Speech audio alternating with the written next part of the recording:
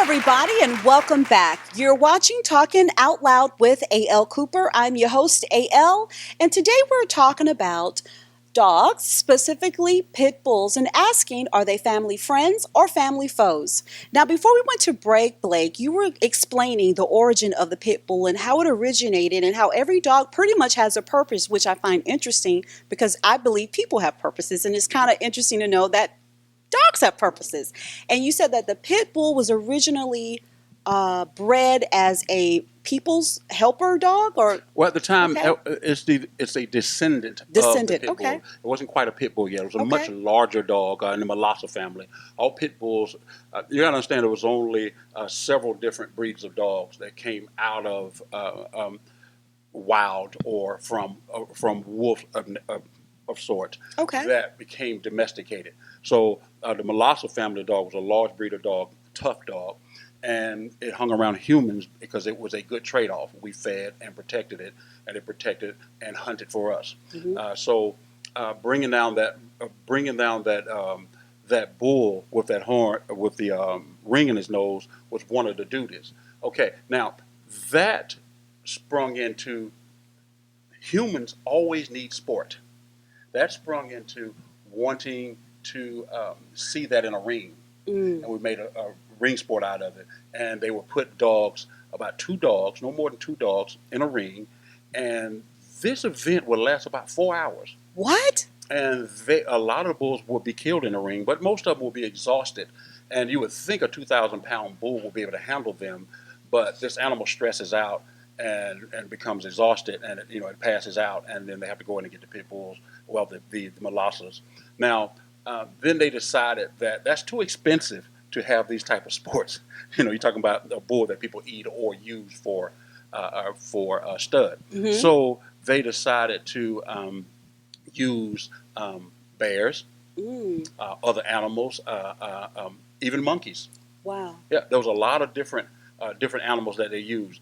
Later on, the, the the dogs started to disperse into the poor crowd and the people that didn't have as much as others, so they couldn't use certain animals. So they reduced the size of the pit bull by mixing it with a dog in Britain Hmm. and in Great Britain. And then from that dog, they mixed it with the bull terrier. And then the dog got a lot smaller, a lot stronger, shorter snout, and a lot tougher, pure muscle. Wow. Okay? Then it got the name of pit bull because they would dig a trench and they would dig a big pit, and then they would drop about anywhere from 50 to 100 rats in the hole, and then they would drop a pit bull in. And well, or they would build an area where the rats couldn't get out, and they would drop more than one pit bull, and then they would bet on which pit bull could kill the most rats. And 1835, the pit bull, it's on record that there's a pit bull that it killed 100 rats in 5 minutes. Wow. It broke a record. That record still stands. Okay. Now, dog fighting came onto the scene. Now, you got to understand why you use rats during those days. There was an overpopulation of rats. Right. England and Germany was ramshacked with rats, and we get into the plague and things of that nature. So, Right. so it was kind of rewarded. People love to see that type of fighting because Interesting. we get to be entertained and we get rid of rats. Now, then we got into the pit bull. Hmm. Well, as it came to America, fishermen brought the pit bull over. They started fighting these dogs. And these dogs were often kept in the dark, only brought out a couple of hours a day just to train or to fight. They had no interaction with other animals or humans other than the handler. They were fed bloody meat as a Wow. result of, now, it's a theory that meat does not make your dog aggressive, so let me say that.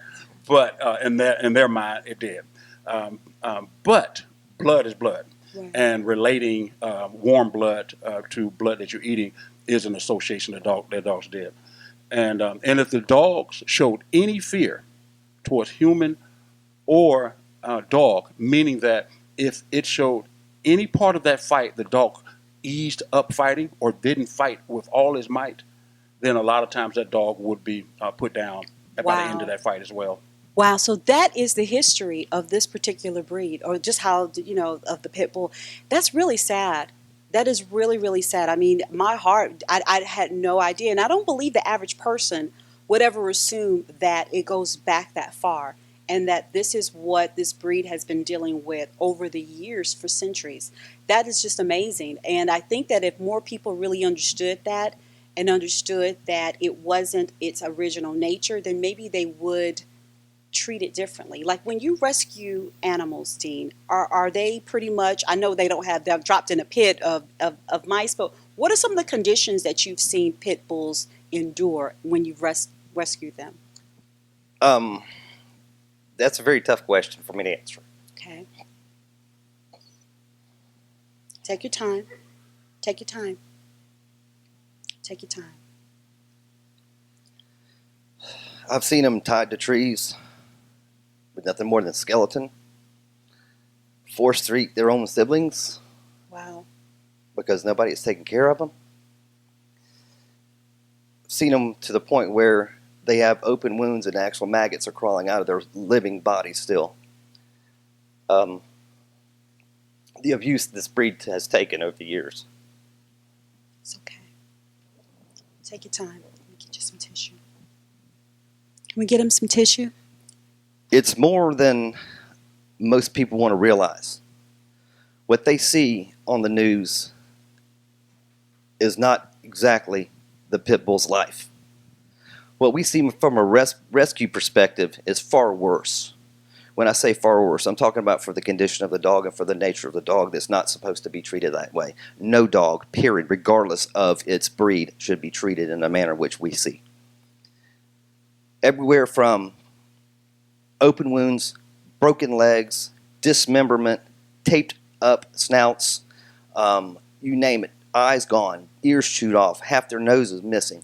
We see that, and it's a result of exactly what Blake has talked about the fighting aspect and it being entertainment for humans. In our opinion, and many others share this opinion as well, pit bulls are by far one of the most abused breeds, period. And as a result of a lot of this, it's all comes from one common denominator, and it's not the dog. It's not the breed. It's not any dog's fault. It's a human problem. It's not a dog problem. And Blake spoke about education, and yes, that is extremely important. We're here to, as on the rescue side, to say that this is what's going on across the United States and across the world, because we have supporters as far away as Australia and Ireland that follow what we do here in Georgia. And we get calls daily. Every day our email is full of pictures of these kind of atrocities in which these dogs are having to endure. So when you ask me what I see, that's what I see. Wow, that's amazing. So this is a lot of the emotion that you deal with, Dr. Becky. Yeah, and I actually wanted to interject on that, if it's okay, because Absolutely. it is easy to identify the obvious abuse.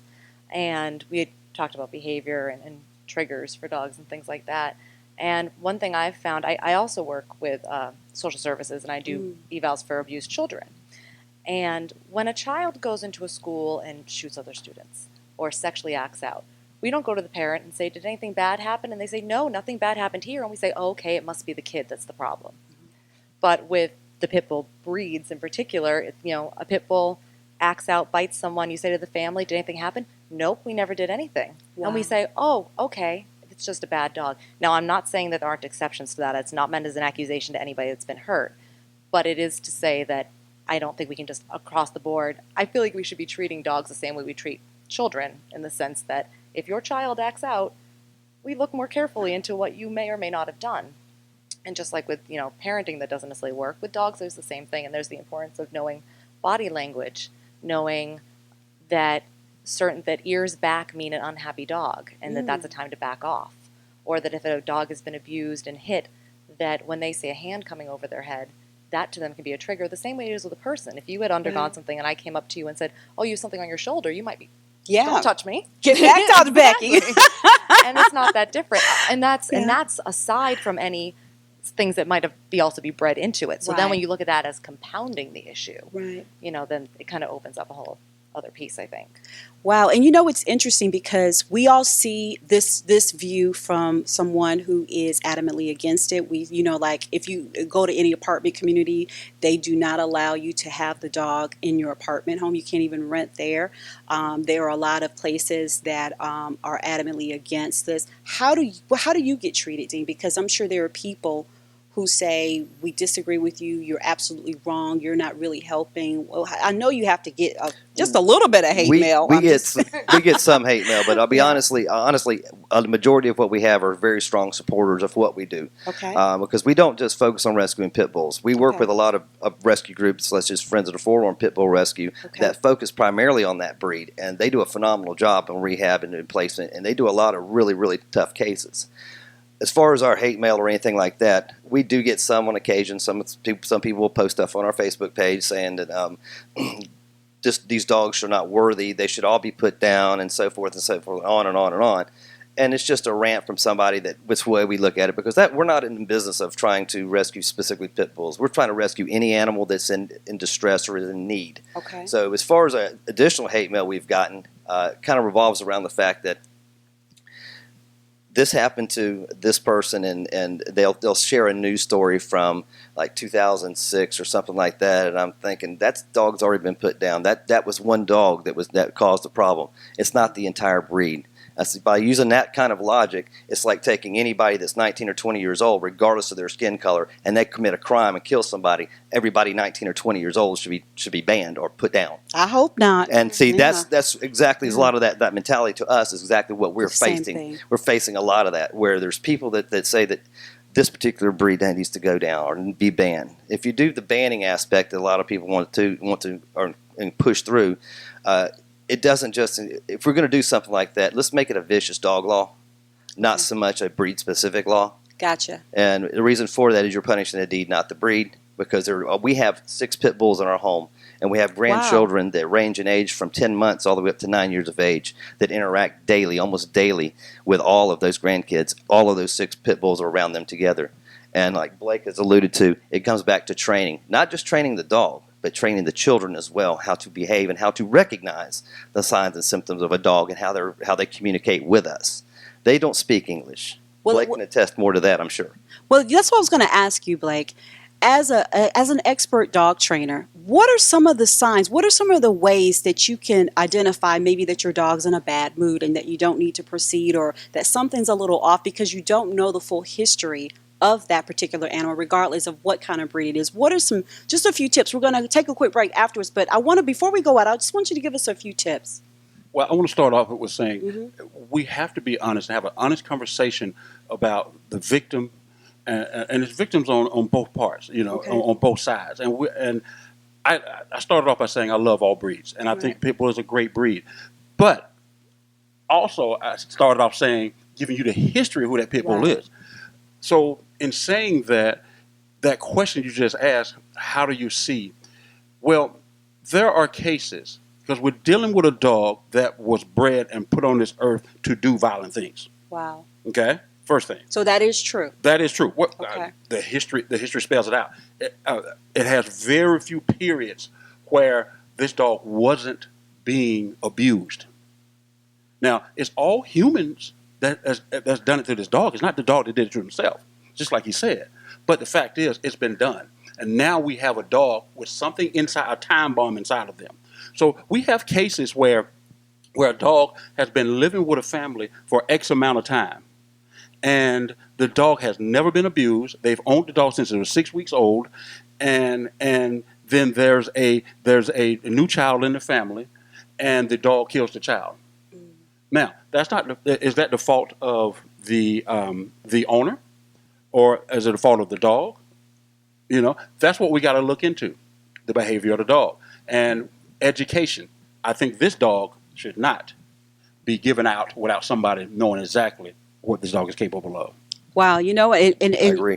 your points are all very valid. And what we're going to do is we're going to take a quick break. And we're going to come back, and we're going to be speaking with a young lady who has had a pit bull in her home before. And unfortunately, her particular animal committed one of the most hideous things that I think as any pet lover could never imagine.